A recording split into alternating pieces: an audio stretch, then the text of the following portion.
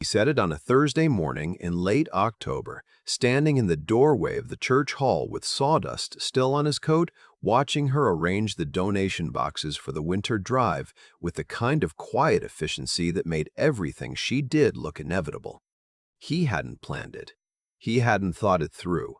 It came out the way true things sometimes do, before the careful part of a man's mind could intervene. "You know, Iris," he said, "whoever ends up with you is going to be the luckiest man in Montana." He expected a polite laugh, a modest deflection, the kind of easy response that lets two people move on without anyone having to be honest. Instead, she stopped. Her hands stayed on the box. A stillness came over her that had nothing to do with calm. Then she turned, slowly, and looked at him with an expression he had never seen on her before. Open and careful and certain all at once. "I've been hoping," she said quietly, "that it would be you." The November wind moved outside. The candles on the altar table guttered and held. And Thomas Greer stood in the doorway of the Calvary Lutheran Church in Harlow, Montana, and understood that something had just been said between them that could not be unsaid. He was not sure he wanted it unsaid. Thomas Greer was 31 years old and had been the town carpenter of Harlow for 6 of those years. He had come up from Wyoming after his father's death with a set of tools, a working knowledge of joinery, and very little else. Harlow had needed a carpenter. Thomas had needed a place. The arrangement had suited everyone well enough that he had simply stayed. He was a lean, unhurried man with large hands and a habit of measuring things twice before cutting once that extended, his neighbors had noticed, to most of his decisions in life. He was not unfriendly. He was not distant. He simply did not waste words or gestures, and in a town that had seen its share of men who wasted both, this was generally regarded as a virtue. He had a small house on the eastern edge of Harlow, a workshop attached to the back of it, and a dog named Scout who had shown up one winter and never left. He did not think of himself as lonely. He thought of himself as a man with a full enough life, which is a different thing, though sometimes the difference is harder to locate than you'd expect. Iris Calloway had come to Harlow 3 years earlier to teach at the town's one-room schoolhouse. She was 27, originally from Billings, the second of 4 daughters of a schoolteacher father and a practical-minded mother who had raised all her girls to be useful and unsentimental about it. Iris had her father's patience and her mother's efficiency, and somewhere in the combination had developed a warmth that was not performed for anyone. It was simply there, the way good timber is simply straight. She was not a tall woman. She had brown hair she kept pinned back during school hours and let down on Sundays in a way that made her look like a different version of herself, one slightly less organized and slightly more approachable. She had a way of listening that made people feel they had said something worth saying, which is rarer than it sounds and more valuable than most things money can buy. She boarded with the Alderman family on Birch Street, helped with the church's winter charity work, and spent her Sunday afternoons reading or walking the river trail that ran north out of town into the hills. She had been asked to dances by 3 men since arriving in Harlow. She had declined all 3 pleasantly and without explanation. Thomas had known her for 2.5 of her 3 years in town. He had repaired the schoolhouse roof in her first autumn there, and she had brought him coffee while he worked, and asked him sensible questions about the damage and what he thought the right fix was, which he appreciated. Most people asked what it would cost. She had asked what it needed. He had thought, walking home that evening, that she was a capable woman. He had thought it the way you think about weather or geography. A fact, relevant, not particularly personal. It took him considerably longer than it should have to understand what he was actually thinking. The church held its autumn social on the 2nd Saturday of October. It was the kind of evening Harlow did well. Long tables, too much food, the Hendersons playing fiddle and guitar in the corner with more enthusiasm than precision. Half the town came because they wanted to, and the other half came because not coming would have required an explanation. Thomas arrived to find Iris already there, helping Ruth Alderman set out the dessert table. She was wearing a dark green dress he hadn't seen before, and she was laughing at something the older woman had said. And Thomas noticed this the way a man notices things when he has been trying, mostly successfully, not to notice them.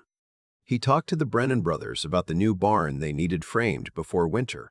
He accepted a piece of pie from old Mrs. Fitch, who pressed it on him with the determination of someone who had decided he was underweight. He danced once with Alderman's youngest daughter, who was 14 and practicing for a future Thomas suspected would involve a great deal of confused young men. Across the room, Iris danced with the school board chairman, with the Methodist minister's son, with the sheriff's deputy who had been working up to asking her to something for months. She danced with all of them easily and warmly, and then came off the floor and helped herself to cider and stood with Ruth Alderman, talking, comfortable in her own company the way some people are and some people only pretend to be. Thomas watched none of this. He was occupied with the Brennan barn discussion. He was simply occasionally aware of where she was in the room, the way you are aware of a lamp in a space, not looking directly at it, but knowing it is there, and that the room would be different without it.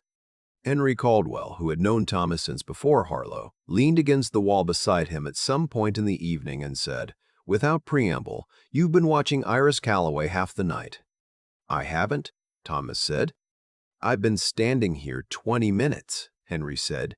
"You've looked across the room 11 times. I counted." Thomas looked at him. 11 is a precise number, he said.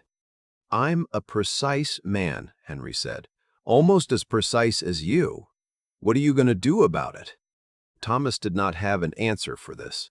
He changed the subject. He was good at changing subjects. It had served him reasonably well for 31 years. But walking home that night, under a sky thick with stars, with Scout trotting alongside him and the faint sound of the Henderson fiddle fading behind, he thought about it honestly. The way a man does when there is no one else around to perform composure for. Iris Calloway, her laugh, the way she listened, the way she had asked about what the roof needed rather than what it would cost, the way she stood at the edge of the dance floor looking entirely at ease with herself in a way that did not require anyone else's confirmation. He stopped in the middle of the road. Scout stopped with him and looked up, waiting. Thomas stood in the dark for a while, thinking about the particular quality of a feeling that has been present for a long time before you look at it directly. The way a sound can be in a room for minutes before you notice you've been hearing it. Then he walked home. He did not do anything about it that night. He was a man who measured twice. He needed to be sure he understood what he was measuring. November came in cold and gray and full of work. The Brennan barn took 3 weeks. There was a porch repair on the north end of town, a broken window frame at the schoolhouse that needed replacing before the temperature dropped further. It was the schoolhouse window that put him back in Iris's orbit. He came on a Wednesday afternoon when school had let out, and she was still at her desk correcting arithmetic papers with a focused patience that suggested the arithmetic was not cooperating. She looked up when he knocked on the frame and said, matter-of-factly, "The latch side. It's been letting cold air in since September." He looked at the window. She was right. It had been improperly seated from the start, probably rushed when the building was put up.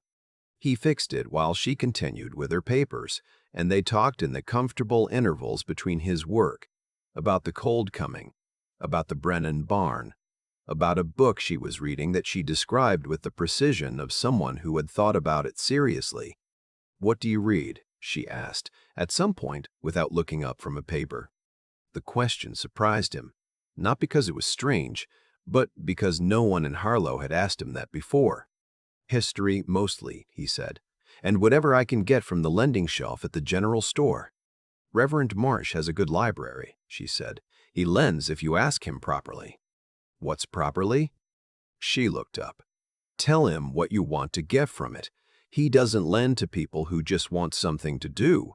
He lends to people who want to think." Thomas nodded slowly. "You've thought about this?" "I've borrowed 6 books from him," she said.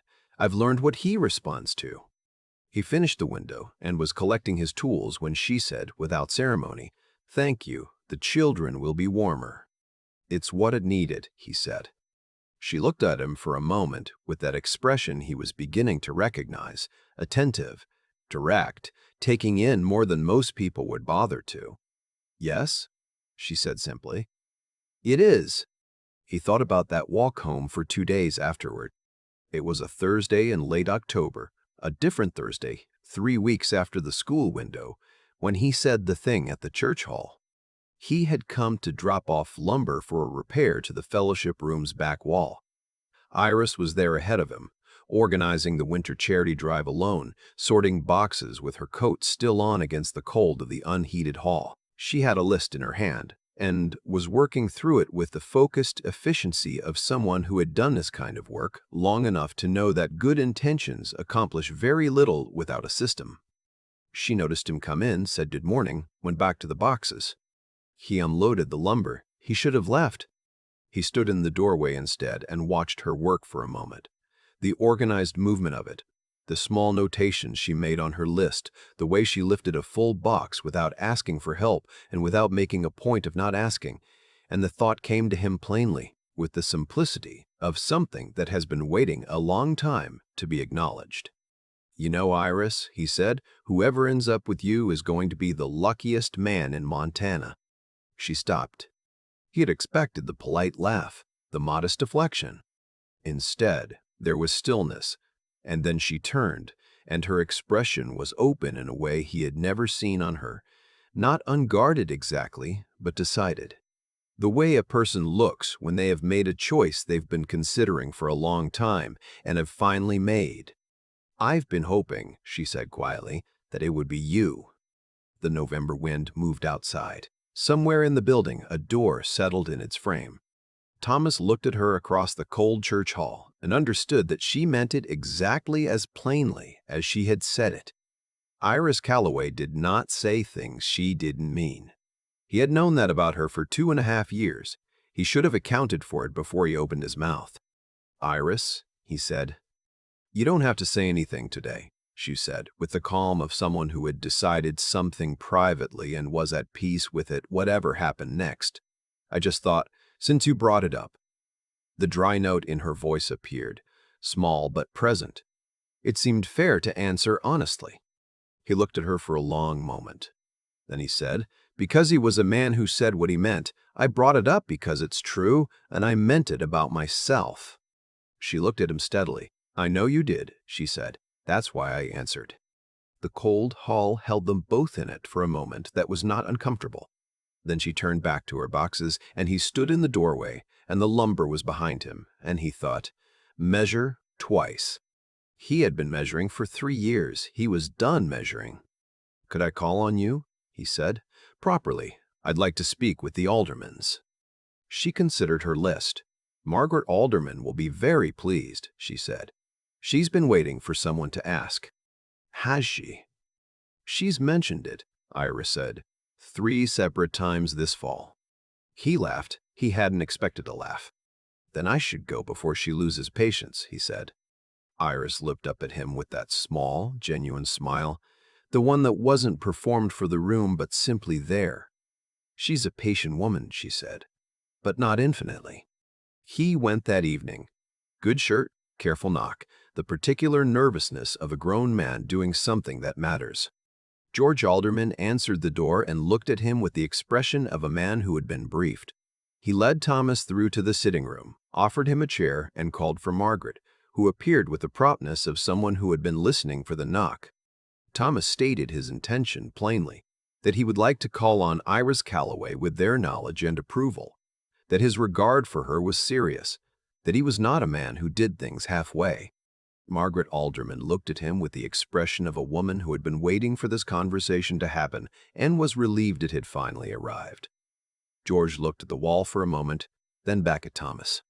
"She's her own woman," George said. "You understand that?" "Yes," Thomas said. "That's most of what I admire about her."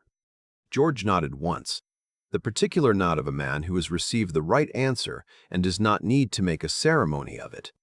He was invited to supper the following Sunday, and the Sunday after, and eventually it became a thing that was simply assumed, that Thomas would be at the alderman table on Sundays and that he and Iris would walk afterward in the late afternoon light along Birch Street, talking about whatever came up, which turned out to be an enormous range of things. This was what he had not fully understood about Iris Calloway before he started paying attention.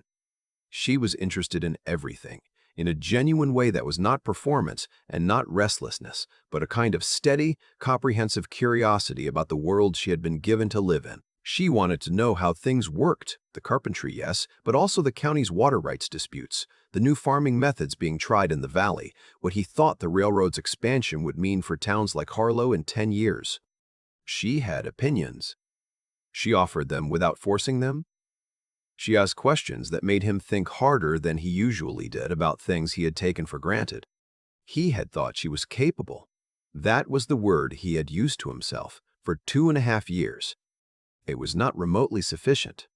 December came, and with it the particular rhythm of a Montana winter. Short days, long evenings, the world quieted down to what actually mattered. He built a new set of shelves for the schoolroom during the Christmas break, floor to ceiling on the east wall with proper joinery, and a small, carved detail at the top cornice that she would probably notice and not mention until the right moment.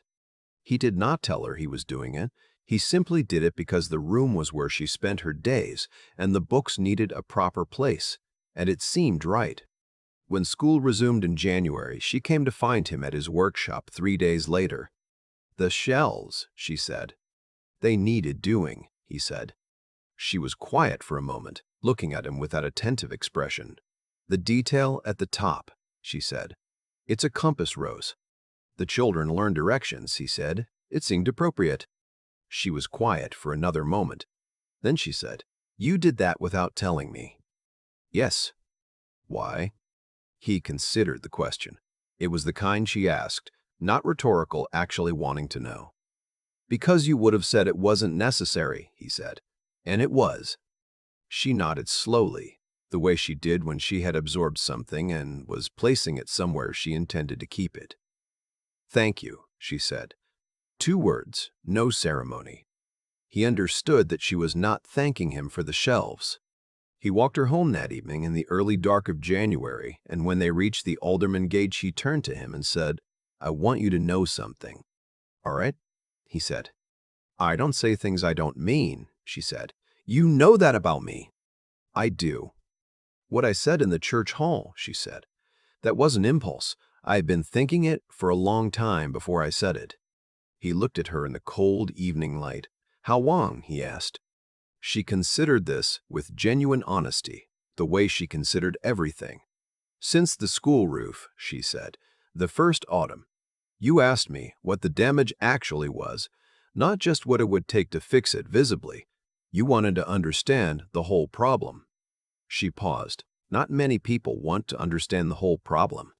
He stood at her gate in January in Montana and thought about how long that was. About how long she had carried something quietly that she had not pressed on him, had not performed, had simply held until it was the right time. "I was slow," he said. "You were careful," she said. "There's a difference." A small pause. I thought the distinction was worth waiting for. He walked home with the cold on his face and the particular warmth of someone who has been seen accurately and been found not wanting. It was a feeling he did not have a lot of practice with. He thought he could develop a habit of it. He asked her in February, on a Sunday afternoon, on the river trail north of town. He had considered more elaborate arrangements. The ridge above the valley.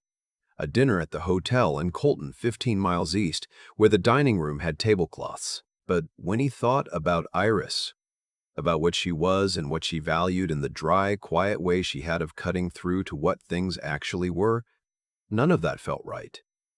It felt like dressing something up that was already what it needed to be. The river trail was where she walked when she wanted to think. It seemed right to go to her there. The trail in February was snow-packed and quiet, the river low and dark between its banks, the hills white above them. They had been walking for half an hour, talking about the school board's new curriculum proposal, which Iris had opinions about that were measured and precise and not entirely flattering to the school board. He had been listening, thinking partly about what she was saying and partly about the ring in his coat pocket, which had been his grandmother's, a simple gold band with a small garnet that the jeweler in Colton had cleaned and reset. He had been carrying it for 2 weeks, waiting for the right moment. He had finally decided the night before that the right moment was the one you made. "Iris," he said. She stopped walking. She looked at him with that direct attention, reading something in his voice. He stood on the snow-packed trail and said what he meant. The way she had taught him was best. Not by instruction, but by example. "I know I was late to understand what I was looking at," he said. "I know it took me longer than it should have, but I understand it now. I see you clearly, and I've been seeing you clearly every day since October, and I want to spend the rest of my life doing that. I want to build something with you. A home, a life, children if we're lucky, and all the ordinary days in between. I would very much like it if you would agree to marry me." She looked at him for a long moment. Her eyes were bright in the February cold. She was not performing composure or emotion. She was simply there, present, the way she always was. "Thomas Greer," she said, "I told you in October, in a cold church hall surrounded by donation boxes. The dry note was there, but beneath it, something that was not dry at all. What took you another 4 months?" "Measuring," he said. "And?" she said. "And," he said, "I'm sure." She looked at him for one more moment. Then, "Yes," she said. "Obviously, yes." He put his grandmother's ring on her finger on the river trail in February, with the snow on the hills and the dark water moving beside them. She looked at it for a moment, not at the ring itself, but at what it meant, the way she looked at things that mattered. Then she looked up at him, and he kissed her there on the trail. And the river kept moving the way rivers do, indifferent and faithful. And the hills held the white of the winter sky. They married in April when the snow was going off the hills and the first green was showing on the riverbanks. Reverend Marsh performed the ceremony and lent Thomas 3 books in the weeks before, apparently satisfied that the intention behind the request was sufficient. The whole of Harlow came, or near enough that the distinction did not matter. Iris wore a dress the color of winter cream with small embroidered details at the cuffs that her eldest sister had made, traveling from Billings for the occasion. She walked to Thomas with her father on one side and her own clear certainty on her face, the kind that has nothing to prove to anyone in the room. Thomas said his vows looking directly at her, because they were for her, not for Reverend Marsh or the assembled Harlow population. She said hers the same way. Henry Caldwell, who had counted to 11 at the autumn social, stood in the second row and had the decency not to say anything. He did, however, find Thomas at the reception and shake his hand with an expression that communicated a great deal with no words, which Thomas thought was the most respectful thing he could have done. The aldermans danced. Margaret Alderman cried pleasantly. Scout, confined to the house for the occasion, howled once when the fiddle started and then went back to sleep. That evening in the house, on the eastern edge of Harlow, with the workshop attached and the dog stretched out by the stove, Iris sat at the kitchen table with her hair down and her hands around a cup of tea and looked at Thomas across the table with an expression that was new and entirely settled. "We're going to be all right here," she said. "Yes," he said. "More than all right, I think." "I think so too," he said. "I've thought so for a while." She raised an eyebrow. "Since October?" "Before October, probably," he said. "I just wasn't looking at it directly." "November of 2 years ago," she said, "when you asked what the roof needed." He looked at her. "You remember that?" "I remember everything that matters," she said simply. He thought about that, about how she had been sitting with this quietly, without pressing it on him for 2 full years before he found his way to it, about the patience that required, about what it said about who she was. "I'm sorry it took me so long," he said. "Don't apologize," she said. "You measured twice." The corner of her mouth moved. "You always do." The years that followed were built the way good things are built, not quickly, not dramatically, but with attention and care and the kind of daily effort that doesn't announce itself as effort because it has become simply what you do. Thomas's work grew.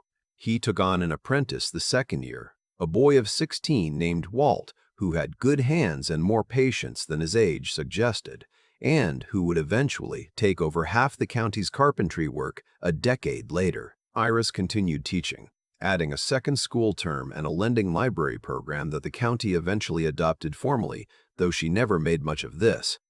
Their first child was born in the winter of the second year, a girl they named Frances, who arrived in the world with strong opinions and a habit of watching everything very carefully before committing to a response, which Thomas recognized immediately and which Iris said, without looking up from the baby, was entirely from his side.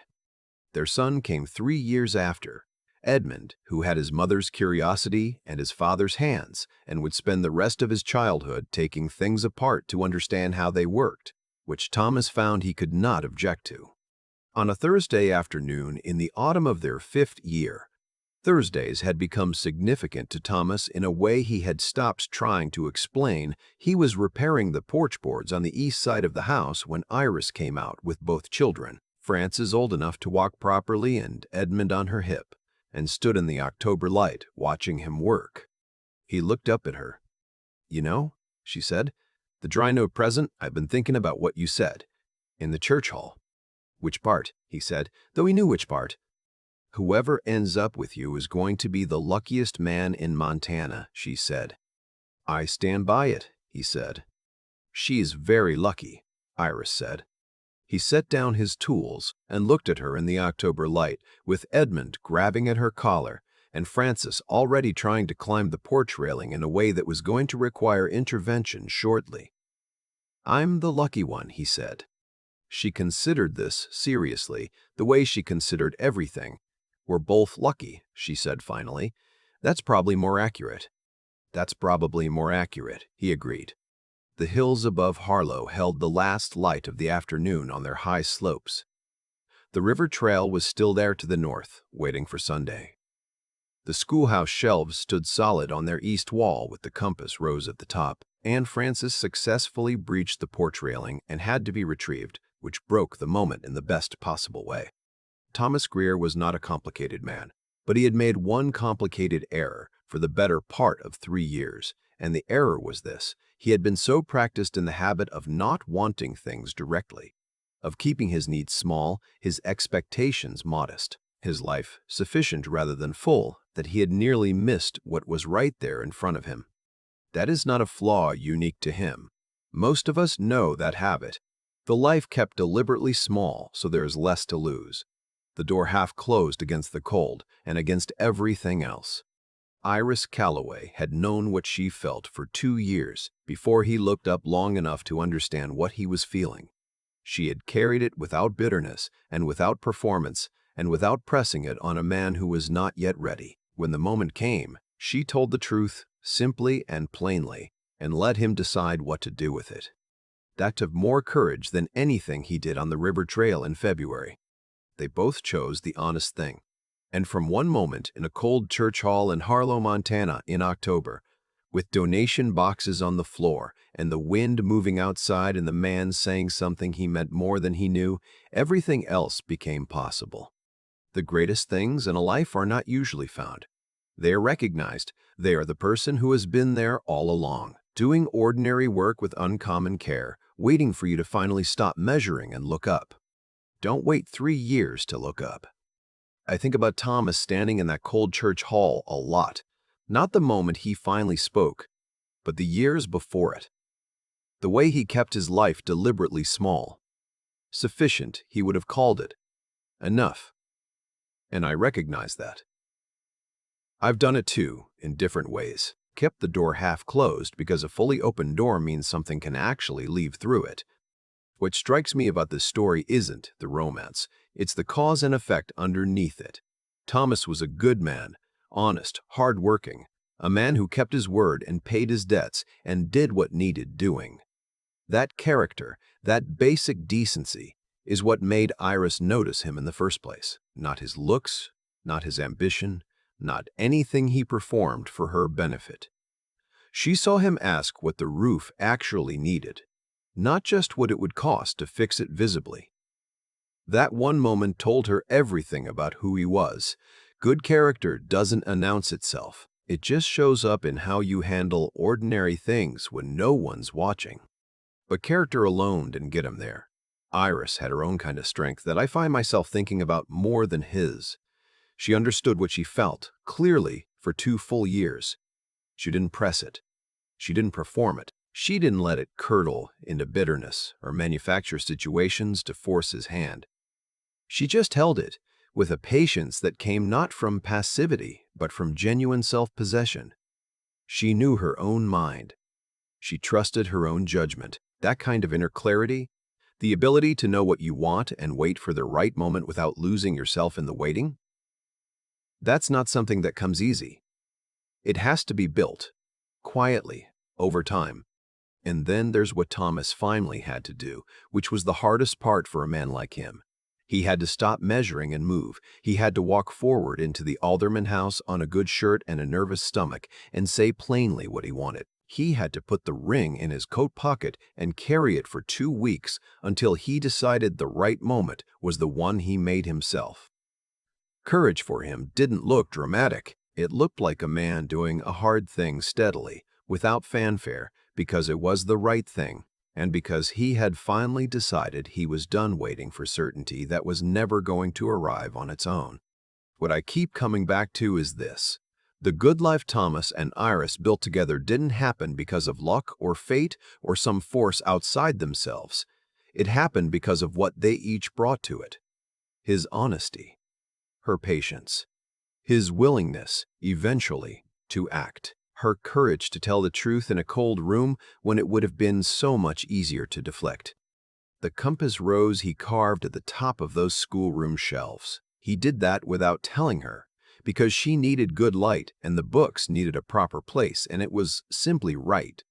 That's the thing. Love at its best is not a feeling you wait to receive. It's a direction you choose and then keep building toward, one ordinary day at a time. Don't wait 3 years to look up.